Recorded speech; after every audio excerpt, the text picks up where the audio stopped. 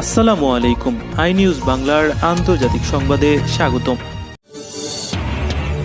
মোহাম্মদ বিন সালমানকে রক্ষায় টুইটারে প্রচারণা। কাশ্মীরে বিধিনিষেধ নিয়ে জাতিসংঘের উদ্বেগ। হুতিদের বিস্ফোরক বোঝাই ড্রোন ভূপাতিত করার দাবি সৌদি আরবের। এবার সৌদি আরব নিয়েই বাইডেনের ঘোষণা সোমবার। যুক্তরাষ্ট্রের করোনা তহবিল উপকৃত হবেন 10 লাখ বাংলাদেশি। এবং সৌদি যুবরাজকে নিষেধাজ্ঞার আওতায় আনুন বলল যুক্তরাষ্ট্রকে জাতিসংঘ। সেনা প্রধানের পদচ্যুতির আদেশে স্বাক্ষরে অস্বীকৃতি আর্মেনিয়ার প্রেসিডেন্টের। রিয়াদে ব্যাপক বিস্ফোরণের শব্দ, ব্যালিস্টিক হামলা প্রতিহতের দাবি সৌদি আরবের। আপডেট আন্তর্জাতিক সংবাদ পেতে চ্যানেলটি সাবস্ক্রাইব করে বেল আইকনে ক্লিক করুন। আমাদের ভিডিওতে লাইক দিয়ে আপনার মতামত জানান। মার্কিন গোয়েন্দা প্রতিবেদনে জামাল খাশোগিকে হত্যায় সৌদি যুবরাজ দায়ী করায় যুবরাজের সমর্থকরা টুইটারে নতুন হ্যাশট্যাগ তৈরি করে তার প্রতি সমর্থন জানাচ্ছেন। সমর্থকদের ভাষ্য, সৌদি যুবরাজ মোহাম্মদ বিন সালমানের বিরুদ্ধে মার্কিন গোয়েন্দা প্রতিবেদনে জোরালো কোনো সাক্ষ্য প্রমাণ নেই। যুক্তরাষ্ট্রের গোয়েন্দা প্রতিবেদন প্রকাশের পর টুইটারে আমরা সবাই মোহাম্মদ বিন সালমানের হ্যাশট্যাগটি ছড়িয়েছে। ওই প্রতিবেদন প্রকাশের কয়েক মিনিট পর তার সমর্থকরা যুবরাজের পক্ষে অবস্থান নিয়েছেন। তাদের ভাষ্য, মার্কিন গোয়েন্দা প্রতিবেদনে যুবরাজ মোহাম্মদ বিন সালমানের সম্পৃক্ত থাকার জোরালো কোনো প্রমাণ নেই। আর মানবাধিকার সংগঠনগুলো চাইছে খাশোগি হত্যাকাণ্ডে যুবরাজ এবং সৌদি আরবের বিরুদ্ধে কঠোর পদক্ষেপ নেওয়া হোক। দীর্ঘদিন ধরে সৌদি আরবের ঘনিষ্ঠ মিত্র যুক্তরাষ্ট্র ট্রাম্পের শাসনামলে সেটি আরও পোক্ত হয়েছে। তবে বাইডেন দায়িত্ব নেওয়ার পর সাংবাদিক খাশোগি হত্যা এবং ইয়েমেন যুদ্ধকে কেন্দ্র করে দুই দেশের মধ্যে সম্পর্কে শীতলতার আভাস স্পষ্ট হয়েছে। মার্কিন গোয়েন্দা প্রতিবেদন প্রকাশের পর সৌদি আরবের পররাষ্ট্র মন্ত্রণালয় একটি বিবৃতি দিয়েছে। এতে উল্লেখ করা হয়েছে, সৌদির নেতৃত্ব সম্পর্কে এই প্রতিবেদনে নেতিবাচক, মিথ্যা এবং অগ্রহণযোগ্য তথ্য তুলে ধরা হয়েছে। বিবৃতিতে আরও বলা হয়, এই বর্বরোচিত হত্যাকাণ্ডের বিচার করেছেন সৌদি আরবের আদালত। যারা এই হত্যাকাণ্ডে জড়িত তাদের সাজাও হয়েছে। যুক্তরাষ্ট্রের ওয়াশিংটনে আরাবিয়া ফাউন্ডেশনের সাবেক প্রধান আলী শিহাবি মার্কিন গোয়েন্দা প্রতিবেদন প্রকাশের পর টুইটারে লিখেছেন, এই প্রতিবেদনে এমন কিছুই নেই যা আগে বলা হয়নি। এছাড়া যুবরাজ মোহাম্মদ বিন সালমানকে দোষী সাব্যস্ত করার মতো কোনো তথ্য প্রমাণ এতে নেই। যুবরাজের বিরুদ্ধে জোরালো কোনো প্রমাণ এই প্রতিবেদনে নেই। সরকার নিয়ন্ত্রিত একটি সংবাদ মাধ্যমে কলাম লেখক আব্দুর রহমান আর রাশেদ একই ধরনের মন্তব্য করেছেন। তিনি টুইটারে লিখেছেন, যুবরাজকে দোষী সাব্যস্ত করার মতো কোনো তথ্য প্রমাণ মার্কিন গোয়েন্দা প্রতিবেদনে নেই। ভারত নিয়ন্ত্রিত কাশ্মীরে কেন্দ্রীয় সরকারের বিধিনিষেধের কারণে সেখানকার মানুষের স্বাভাবিক জীবনযাপন বাধাগ্রস্ত হচ্ছে বলে উদ্বেগ জানিয়েছে জাতিসংঘ। জাতিসংঘের মানবাধিকার কমিশনের প্রধান মিশেল ব্যাসলেট শুক্রবার এক বিবৃতিতে উদ্বেগের কথা জানিয়েছেন। বিবৃতিতে তিনি বলেছেন, কাশ্মীরের নাগরিক সমাজের উপর কেন্দ্রীয় সরকারের আরোপিত বিধিনিষেধ নিয়ে আমরা খুবই উদ্বিগ্ন। 2019 সালের 4 আগস্ট দ্রুতগতির 4G ইন্টারনেট সেবাসহ টেলিফোন যোগাযোগ বন্ধ করে দেওয়া হয়। 2021 সালের 6 ফেব্রুয়ারি এ অঞ্চলে পুনরায় ইন্টারনেট সেবা চালু করা হয়। কিন্তু অন্য সব বিধিনিষেধ এখনও অব্যাহত থাকায় সেখানকার মানুষজনের ব্যবসা বাণিজ্য, জীবন জীবিকা, শিক্ষা, স্বাস্থ্যসেবা মারাত্মকভাবে ব্যাহত হচ্ছে। গত বছরের অক্টোবরে খুররম পারভেজ সহ জম্মু কাশ্মীরের নাগরিক কমিটির অনেক নেতার বাড়িতে হানা দেয় ইন্ডিয়ান ন্যাশনাল ইনভেস্টিগেশন এজেন্সির গোয়েন্দারা। অনেকের খোঁজ পাওয়া যাচ্ছে না বলে অভিযোগ করেছে তার পরিবার। 1947 সালে দেশ বিভাগের পর ভারত এবং পাকিস্তানের মধ্যে এ পর্যন্ত 3 বার যুদ্ধ হয়েছে, 1948, 1965 এবং 1971 সালে। এর মধ্যে কাশ্মীর নিয়েই হয়েছে 2 বার। লাদাখে চীন এবং কাশ্মীরের একটি অংশ দখল করে আছে। সম্প্রতি কাশ্মীর সীমান্তে যুদ্ধবিরতি প্রতিষ্ঠা করতে সম্মত হয়েছে ভারত এবং পাকিস্তান। এছাড়া অন্য সব চুক্তি কঠোরভাবে মেনে চলতে রাজি হয়েছে প্রতিবেশী 2 দেশ। গত কয়েক বছর ধরে কাশ্মীর সীমান্তে 2 দেশের মধ্যে দফায় দফায় সংঘর্ষ হয়েছে। 2 দেশের সামরিক বাহিনীর শীর্ষ পর্যায়ের কর্মকর্তাদের মধ্যে টেলিফোনে আলোচনার পর যুদ্ধবিরতি প্রতিষ্ঠার বিষয়ে সমঝোতা হয়েছে। সৌদি আরবকে লক্ষ্য করে হুতি বিদ্রোহীদের ছোড়া বিস্ফোরক বোঝাই 6টি ড্রোন ভূপাতিত করার দাবি করেছে সৌদি নেতৃত্বাধীন সামরিক জোট। ইরান সমর্থিত হুতি বিদ্রোহীরা গত কয়েক সপ্তাহ ধরে সৌদি আরবের হামলা জোরদার করেছে। একই সঙ্গে তারা ইয়েমেনের সৌদি সমর্থিত সরকারের উত্তরাঞ্চলীয় শক্ত ঘাঁটি মারিব দখলে হামলা করেছে। সৌদি জোট জানিয়েছে তারা সৌদি আরবের দক্ষিণ পশ্চিমাঞ্চলীয় খামিস মুশায়েদ শহরের 4টি, জাজান শহরের 1টি এবং উত্তরাঞ্চলের ছোরা হুতিদের আরও একটি ড্রোন শনিবার প্রতিহত করেছে।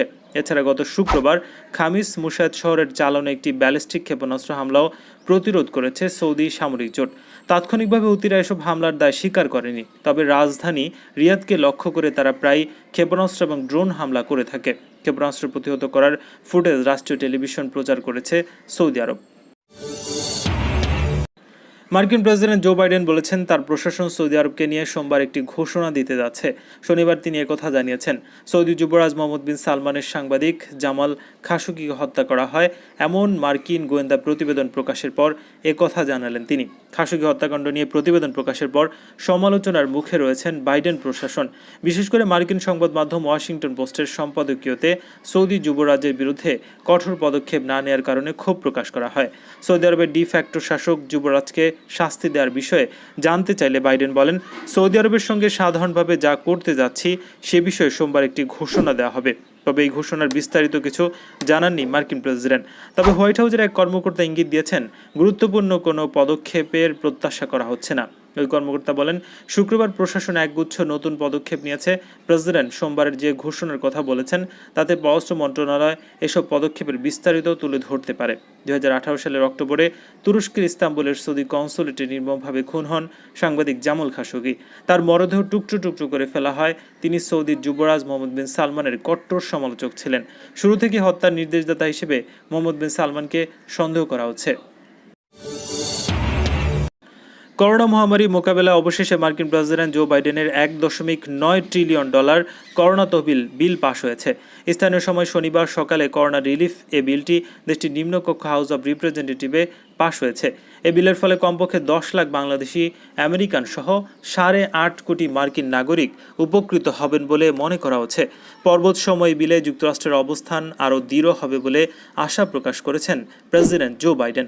এই বিল পাশের ফলে বার্ষিক আয় $75,000 কম আয়ের মার্কিন নাগরিকরা মাথাপিছু $1,400 চেক পাবেন, আর বেকাররা সপ্তাহে $400 করে ফেডারেল ভাতা পাবেন আগস্ট পর্যন্ত।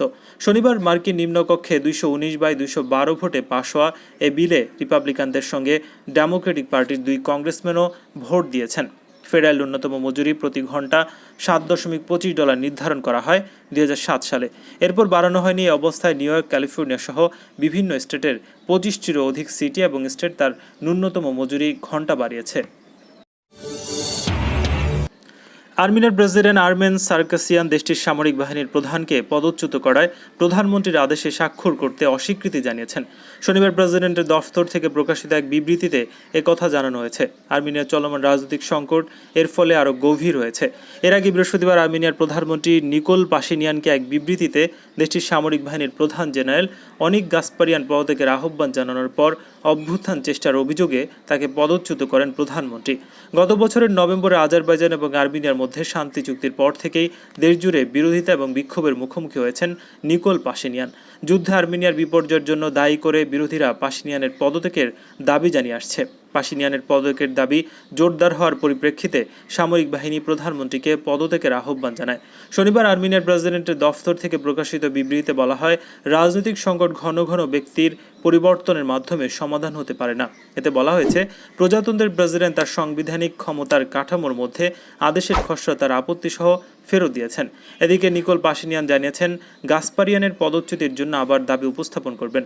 এক ফেসবুক বার্তায় তিনি বলেছেন, এই সিদ্ধান্ত পরিস্থিতির সমাধানে কোনো ভূমিকাই রাখেনি। আমি আবার প্রজাতন্ত্রের প্রেসিডেন্টের কাছে সামরিক বাহিনীর প্রধানের পদচ্যুতির আবেদন পাঠাবো।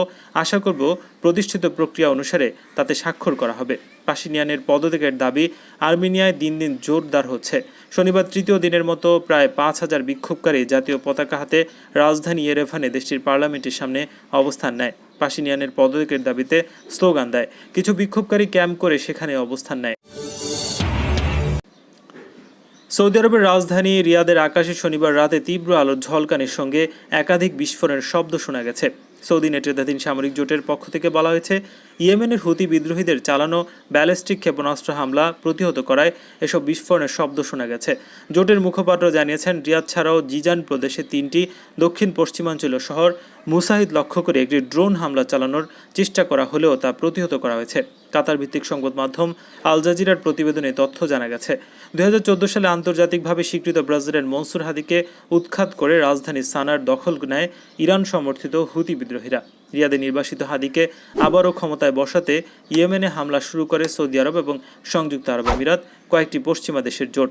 এ হামলায় রাজধানী সানার নিয়ন্ত্রণ হারালেও দেশের বিস্তৃত এলাকার দখল এখনও ধরে রেখেছে ইরান সমর্থিত হুতি বিদ্রোহীরা।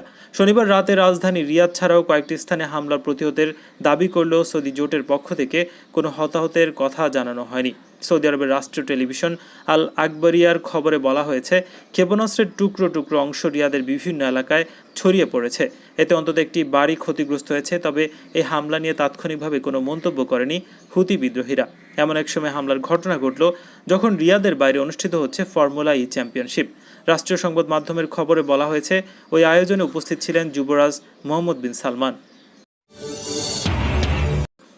সৌদি আরবের রাজ পরিবারের কঠোর সমালোচক হিসেবে পরিচিত ভিন্ন মতাবলম্বী সাংবাদিক জামাল খাশোগিকে হত্যা করার নির্দেশ দেওয়ার অপরাধে দেশটির যুবরাজ মোহাম্মদ বিন সালমানের বিরুদ্ধে নিষেধাজ্ঞা আরোপের জন্য যুক্তরাষ্ট্রের প্রতি আহ্বান জানিয়েছেন জাতিসংঘের বিশেষ প্রতিনিধি অ্যাগনেস কালমার্ট। তিনি এক বিবৃতিতে হোয়াইট হাউসকে বলেছেন, এমবিএসের সম্পদ বাজেয়াপ্ত করার পাশাপাশি তার আন্তর্জাতিক বাণিজ্যিক লেনদেনের ওপর নিষেধাজ্ঞা আরোপ করতে হবে। কালমার্ট বলেছেন, যারা খাশোগিকে হত্যার নির্দেশ দিয়েছে তাদের আন্তর্জাতিক সমাজ থেকে একঘরে করে রাখতে পারলে একই ধরনের অপরাধ করার কথা যারা চিন্তা করে তারা শিক্ষা পাবে। খাশোগি হত্যাকাণ্ডের ব্যাপারে পুঙ্খানুপুঙ্খ গোয়েন্দা প্রতিবেদন প্রকাশ করে দেওয়ার জন্য মার্কিন প্রেসিডেন্ট জো বাইডেনের প্রতি আহ্বান জানিয়েছেন জাতিসংঘের বিশেষ প্রতিনিধি।